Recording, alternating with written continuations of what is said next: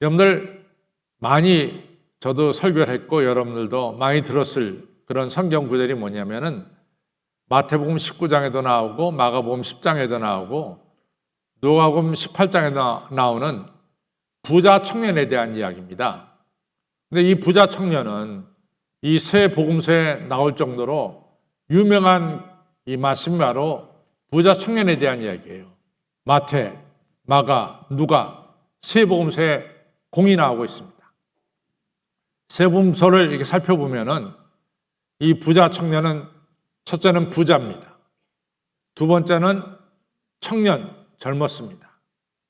세 번째는 이 부자 청년은 정부의 관리였습니다. 세 번째 관리입니다. 네 번째 이 부자 청년의 특징은 뭐냐 하면은 이 부자 청년이 십계명을 잘 지킨다는 거예요. 그러니까 그 당시에 다 이 하나님 섬기는 사람도 많았지만은 십계명을 다 지킨다는 것은 쉽지 않은 일이에요. 근데 이 부자 청년은 말하기를 제가 어려서부터 이 십계명은 다 지켜왔습니다. 아주 자신 있게 얘기합니다. 그런데 우리 예수님께서 이 부자 청년의 이야기를 딱 듣고 네가 하나님의 자녀가 되는데 하나님 나라 가는데 한 가지가 부족하다. 그 부족한 것 때문에 너는 하나님의 자녀나 하나님 나라 갈 수 없다. 부자, 청년, 높은 관리, 도덕적으로 깨끗함 이런 것 가지고 하나님 나라 가는 것이 아니다라는 얘기죠. 네가 전적으로 나를 의지하지 아니하면은 하나님 나라 갈 수가 없다라고 하는 아주 분명한 말씀을 예수님께서 이제 성경에서 해주신 거죠. 그래서 오늘 새생명 축제날 누가 하나님의 백성이 되고 누가 하나님의 자녀가 되고 누가 하나님 나라 가느냐 아주 이 분명한 이야기를 우리가 좀 살펴보려고 합니다. 오늘 여러분과 제가 요한복음 1장 1절로부터 14절을 읽었는데 1장 10절에 누구든지 하나님의 아들 예수 그리스도를 영접하는 자는 하나님의 자녀가 되는 권세를 주셨다. 아주 간단합니다. 누구든지 예수 그리스도를 영접하는 자는 하나님의 자녀가 되는 권세를 주셨다. 이런 말씀입니다. 그러면은 쉽게 말해서 그럼 우리가 하나님의 아들 예수 그리스도를 영접한다는 것이 뭘 의미하느냐 하는 얘기입니다. 요한계시록 3장 20절에 보면은 예수님께서 문 밖에 서서 우리 마음 문을 두드리노니 누군지 마음 문을 활짝 열고 나를 영접하면 내가 너와 더불어 먹고 그는 나와 더불어 마시리라 그랬어요. 오늘 이 시간 우리가 중요한 것은 여러분들이 성전에 온 것이 중요합니다. 마태복음 22장에 보면은 이 천국 잔치가 나오는데 이 왕께서 많은 사람들에게 초청장을 보냈어요. 그런데 그 초청장을 받고 온 사람도 있지만은 초청장을 받고도 오지 않은 사람이 있습니다. 온 사람은 천국 잔치에 참여하는 것이고 초청장을 받고도 오지 않은 사람은 그 천국 잔치에 참여 못하는 거죠. 아주 간단합니다. 오늘 우리에게 오신 여러분들은 아마 주변에 있는 사람들이 이런 말 저런 말 하면서 이제 이번에 한식교에서 10월 22일 날 이 생생명 축제가 있으니까 가자 초청을 했을 겁니다. 그래서 여러분들 그 초청을 여러분들 받아들여서 오신 거예요. 그러니까 첫 번째 오셨다는 것이 중요합니다. 여러분들 오셨기 때문에 오늘 하나님의 축복이 여러분들에게 임하실 줄로 저는 확실히 믿습니다. 이제 중요한 건 뭐냐면은 우리 주님께서 여러분들 마음 문을 두들기는 거예요. 그래서 마음 문을 열고 예수님을 내 안에 영접한다는 것이 내 안에 모신다는 것이 아주 중요합니다. 저는 요즘에 우리 교회에서 요한계시록을 이제 살펴보고 있는데요. 요한계시록 20장에 보면은 마지막 우리 하나님께서 크고 흰 보좌에 앉으셔서 모든 백성을 심판하시는 이 마지막 심판 장면이 요한계시록 20장에 나옵니다. 그런데 하나님 앞에는 두 권의 책이 있어요. 한 권의 책은 그 사람이 이 땅에 살아서 한 일들, 한 행위들이 적혀진 책이고 또 하나의 책은 생명책입니다. 그런데 중요한 사실은 이 사람이 이 땅에서 한 행위, 한 일을 가지고 하나님 앞에 선 자는 다 한결같이 영원히 타는 유황불못에 던져진다는 거예요. 그러나 생명책에 쓰여진 사람은 새하늘과 새 땅, 영원한 천국 백성이 된다라고 하는 중요한 사실을 말씀하고 있습니다. 여러분과 제가 다 똑같은 운명이죠. 사람이 한 번 죽는 것은 정한 이치고 그 다음에는 하나님의 심판이 있으리라 성경은 말씀하고 있습니다. 여러분과 제가 다 한 번은 죽습니다. 그 다음에 성경에 보면은 우리가 죽은 자리에서 일어나서 하나님의 심판대 앞에 서게 됩니다. 그때 우리가 이 땅에서 한 행위가 기록된 책, 거기에 이름이 있는 사람은 영원히 타는 불못에 던져지고 생명책에 이름이 있는 사람은 새하늘과 새 땅 영원한 천국에서 주님과 함께 영광 속에 살게 되는 거예요. 그럼 이 둘의 뭐 차이가 있느냐? 이 자기가 한 행위가 기록된 책은 자기가 한 행위로 자기의 산 삶의 경력으로 이제 천국 가겠다라고 말하는 사람은 천국 못 가는 거예요. 그러나 이 생명책에 있는 이 사람들의 이름 뭐냐? 나는 내 힘으로 하나님 나라 갈 수가 없습니다. 나는 내 능력으로 갈 수 없습니다. 나는 하나님의 은혜가 아니면 살아갈 수가 없습니다. 이렇게 하나님의 은혜를 받아들이고 나 같은 죄인 위해서 예수님께서 십자가를 지시고 내 죄를 사해 주시고 나를 깨끗하게 만들어 주시고 예수님 부활하셔서 나에게 영원한 삶을 주셨습니다. 나는 이 은혜가 아니면은 하나님 나라 갈 수가 없습니다. 이렇게 믿는 사람들이 바로 생명책에 그 이름이 기록되어 있다 그 말이죠. 예를 들자면 사도 바울이라는 사람은 신약 성경의 한 반 정도 그가 글을 썼어요. 사도 바울은 그가 말했듯이 어느 면으로 보나 유대 사람들 중에는 뛰어난 사람이었어요. 율법의 의로도 흠이 없는 자였고 베냐민 입하고 또 지식도 많아서 그는 헬라어와 히브리어를 능통하게 말하고 율법을 가르칠 수 있는 이런 지식이 있는 사람이었습니다. 그러나 이 사람이 분명히 말하기를 나는 내가 한 행위로 가지고는 하나님 나라 갈 수가 없습니다. 나는 교회와 그리스도를 박했기 때문에 나는 사도라 불릴 자격이 없습니다. 그러나 내가 사도가 된 것은 전적으로 나를 위해 죽으시고 부활하신 하나님의 은혜입니다. 내가 이 은혜로 말미암아 오늘 이같이 부활의 영광에 참여하는 자가 됐습니다. 이런 고백을 고린도전서 15장에서 하고 있죠. 여러분, 누가 하나님의 자녀가 되느냐? 아주 간단합니다. 오늘 먼저 여러분들이 교회에 나오신 것은 너무 복된 일이고 두 번째 오늘 여러분 마음문을 두들기시는 예수님의 음성을 듣고 마음문 활짝 열고 주님을 꼭 영접하시기를 주님의 이름으로 축원합니다. 두 번째 누가 하나님의 자녀가 되느냐? 그것은 바로 내 안에 계신 하나님께 내 안에 계신 예수님께 나 자신을 전폭적으로 내어 맡기는 사람들입니다.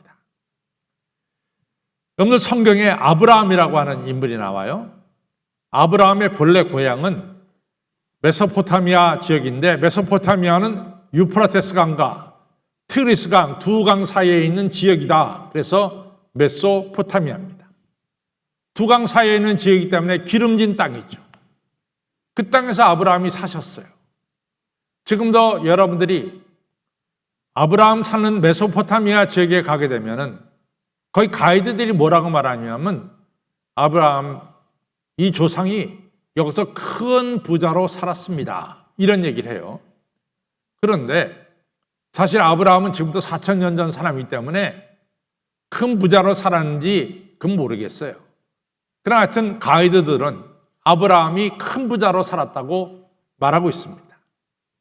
근데 이런 아브라함에게 뭘 얘기하냐면 당신들 아브라함에게 하나님 말씀하신 당신은 본토와 친척과 아버지 집을 떠나 내가 내게 지시할 땅으로 가라. 이런 말씀이 창세기 12장 1절에 나옵니다. 근데 그냥 이 말씀은 그냥 지나갈 말씀이 아니에요. 본토라 그러면은 지연입니다. 친척이라 그러면 혈연을 가리킵니다. 그리고 내 부모 집을 떠나라는 것은 부모로부터 받을 유산을 가리켜요. 근데 우리들 어느 누구나 지연과 혈연과 부모님께 받은 유산을 무시하고 살 수가 없어요. 만나면은 우리 한국 사람 만나면 고향이 어디입니까? 또 뭐 어느 학교 나왔습니까? 무슨 강씨입니까? 뭐 지연과 혈연 따지는 게 많거든요. 그리고 같은 고향이라면 왠지 처음 만나도 좀 가깝게 느껴지고 이런 게 오늘 우리가 살고 있는 사회에 아주 주류를 이루고 있잖아요. 지연과 혈연, 부모님께 받은 재산 무시할 수 없는 게 여러분과 제가 살고 있는 오늘 삶의 현실이에요. 현실이에요. 그런데 하나님은 바로 우리가 의지하고 있는 이 부분을 갖다가 딱 건드려서 아브라함에게 당신은 지연과 혈연 그리고 부모님에게 받을 재산을 포기하고 내가 지시하는 새로운 땅으로 가라 이렇게 말씀하셨어요. 참 힘든 얘기입니다. 이 얘기는 조금 더 쉽게 말하면은 인간이 보호해주는 그 보호 영역을 떠나서 하나님이 보호하시는 보호 영역으로 너 자신을 옮겨라 이런 얘기입니다. 쉽지 않은 일이지만은 아브라함은 본토와 친척과 아비 집을 떠나서 하나님이 지시하는 새로운 땅으로 갔습니다. 그래서 아브라함은 오늘도 복의 통로가 되고 많은 사람들이 믿음의 조상으로 여기는 아브라함이 됐습니다. 만약에 아브라함이 본토 친척 아비 집을 떠나지 않고 그냥 그 자리에 머물러 섰다면은 오늘의 아브라함은 없어요. 여러분과 저 아브라함을 알 리도 없고 누구도 아브라함을 알아주지도 않습니다.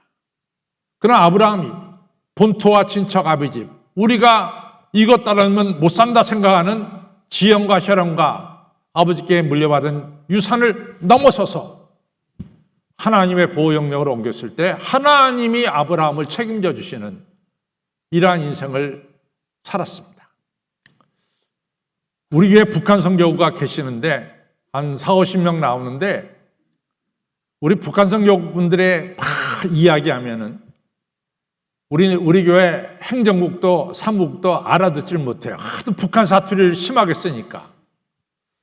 근데 이제 저는 우리 부모님이 다 이북서 내려와셨기 때문에 전 그분들이 한 얘기 다 알아듣습니다. 그런데 저는 이제 우리 북한 선교고를 볼 때 참 아브라함과 같아요. 저분들이 고향을 떠났습니다.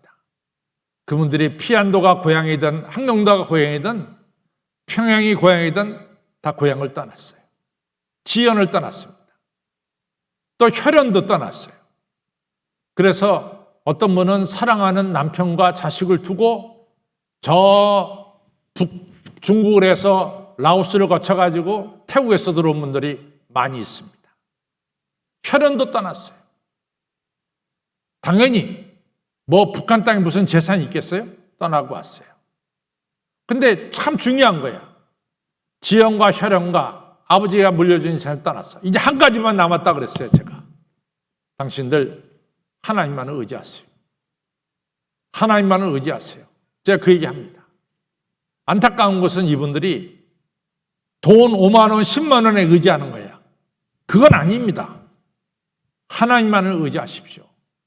하나님만을 의지할 때 하나님께서 당신들 아브라함을 책임져 주셨듯이 당신들을 책임져 주실 것입니다. 이 귀한 이 진리를 꼭 받아들이십시오. 제가 말씀합니다. 여러분, 지연과 혈연과 부모가 물려주신 재산이 우리를 이 땅에서 조금 편하게 살게 할 수 있어요. 그러나 영원한 복을 누리게 하지 못합니다. 그러나 여러분과 저가 전능하신 하나님 앞에 나를 맡길 때 하나님이 여러분과 저를 책임져 주시는 거예요. 첫 번째는 뭐냐? 예수님 영접하는 거예요. 두 번째는 뭐냐? 예수님 앞에 내 자신을 내어 맡기는, 의지하는 이런 믿음이 있기를 바랍니다. 여러분들 하나님 의지할 때 뭐가 좋으냐? 참 중요한 것은 아브라함의 아들이 이삭이에요. 그런데 사실 이삭은 좀 약해요. 그러나 하나님께서 이삭을 축복하시는데 창세기 26장에 보면 농사를 지면 100배의 결실을 얻게 하고 마침내 거부가 되게 하였더라, 이렇게 축복하세요. 또 이삭의 아들이 야곱인데 야곱이 창세기 28장에 보면 빈손 들고 외삼촌 라반의 집 밧다라남에 빈손 들고 갔어요. 그러나 하나님께서 야곱을 축복해 주셔서 두 때 세 때나 이루는 수많은 가족을 거느리는 그런 축복을 내려주셨어요. 또 야곱의 아들 요셉인데 아브라함을 볼 때는 증손자예요. 이 증손자가 이 애굽의 노예로 팔려갔어요. 노예는 사실은 사람 취급 못 받는 거죠. 그냥 농기구에 불과한 거죠. 근데 하나님이 이 요셉을 갖다가 축복하시는데 큰 나라, 지금 같은 미국 같은 나라의 총리 대신이 되게 하고, 그 다음에 7년 중년이 들 때 애굽 백성들을 먹여 살리고 주변 나라 백성들을 먹여 살리는 복의 통로가 되게 했어요. 여러분, 아브라함 한 명이 인간 보호 영역에서 하나님 보호 영역으로 옮기니까 하나님께서 아브라함을 복의 근원으로 삼을 뿐만 아니라 아브라함의 아들 이삭, 아브라함의 손자 야곱, 아브라함의 증손자 요셉까지도 연달아서 대를 이어가면서 하나님께서 복의 통로로, 축복의 통로로 사용하시는 것을 알 수 있습니다. 여러분, 누가 하나님의 자녀가 되느냐? 첫 번째는 예수님을 영접하는 자예요. 두 번째 뭡니까? 예수님 앞에 전폭적으로 나를 맡기는 자입니다. 예수님만을 의지하는 자입니다. 세 번째로 누가 하나님의 자녀가 되느냐? 그것은 로마서 10장 10절에 나옵니다. 누구든지 마음으로 믿어 의에 이르고 입으로 시인하여 구원에 이르느니라. 저 따라서요. 누구든지 마음으로 믿어 의에 이르고 입으로 시인하여 구원에 이르느니라.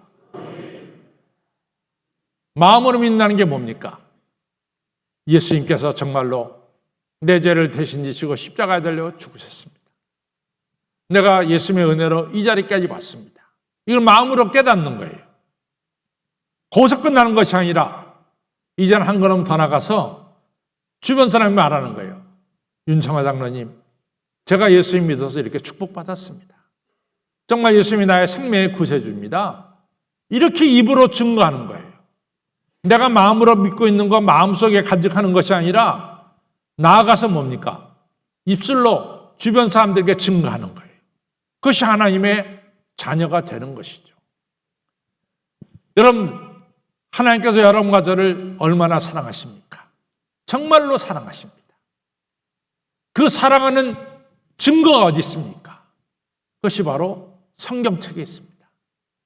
성경을 읽으면 읽을수록 나 같은 죄인을 사랑하시는 하나님의 사랑을 구구절절 느낄 수 있어요.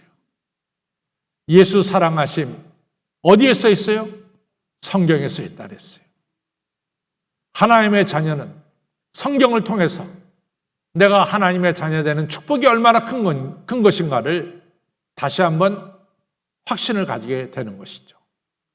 그리고 하나님의 자녀는 이처럼 예배를 통해서 우리 영광의 주님, 부활의 주님을 만나 뵙는 이러한 축복을 받는 것입니다. 여러분, 오늘 교회 처음 나오신 분들, 이미 성도가 되신 분들, 다시 한번 여러분들이 오늘 한신 성전에 나온 것을 축하합니다. 이 자리에 계셔서 여러분들 마음을 찾아오시는 예수님의 이 문도들이 들으시고 문을 여십시오. 예수님을 영접하십시오. 축복이 시작됩니다. 그리고 예수님에게 모든 것을 맡기십시오. 예수님이 적어도 30배, 적어도 60배, 적어도 100배, 1000배 아브라함처럼 하늘의 복을 나려주실 줄로 믿습니다. 여러분만이 아니라 여러분 아들, 여러분들 손자, 여러분들 중손자까지도 하나님이 축복해 주실 줄로 믿습니다. 이러한 사실을 마음으로 믿는 것이 아니라 더 나아가서 입으로 증거하시고 성경을 통해서 내가 이런 축복받은 사람임을 다시 한번 확인하시길 바라고, 예배를 통해서 이 시간 영광의 주님을 만나 뵙는 이런 축복을 받기를 바랍니다. 2차 대전의 영웅이고 미국의 대통령이었던 아이젠하워 대통령이 세상을 떠나기 얼마 전에 빌리 그레이엄 목사님을 모셨습니다. 목사님, 내가 정말 구원받고 천국 갑니까? 그분이 2차 대전의 영웅이고 미국 대통령이면서도 2차 대전 영웅 가지고 하늘나라 가는 것도 아니고 미국 대통령을 가지고도 하늘나라 가는 게 아니라는 것을 그분 입에서 나옵니다. 그때 목사님 말씀합니다. 예수님께서 당신의 죄를 대신 지시고 십자가에 달려 죽으시고 그리고 3일 만에 부활하셔서 우리에게 영생을 주셨습니다. 이 사실을 알고 계시잖아요. 예, 제가 어려서부터 들었습니다. 이제는 하나만 남았습니다. 그것을 믿으십시오. 그것을 마음속에 새기십시오. 그러면서 성경을 읽어줬어요. 그때 아이젠하워 대통령이 목사님 감사합니다. 이젠 제가 확신이 왔습니다. I'm ready. 난 준비가 됐습니다. 하나님 나라 갈 준비가 됐습니다. 중요한 말을 했습니다. 여러분, 누가 하나님 백성이 됩니까? 예수님을 영접하는 자. 누가 하나님 백성이 됩니까? 온전히 자기 자신을 하나님께 맡기는 자. 누가 하나님의 자녀가 됩니까? 마음으로 믿고 입으로 시인한 자가 하나님 백성이 되는 것입니다. 이러한 축복이 여러분들의 있기를 주님의 이름으로 축원합니다.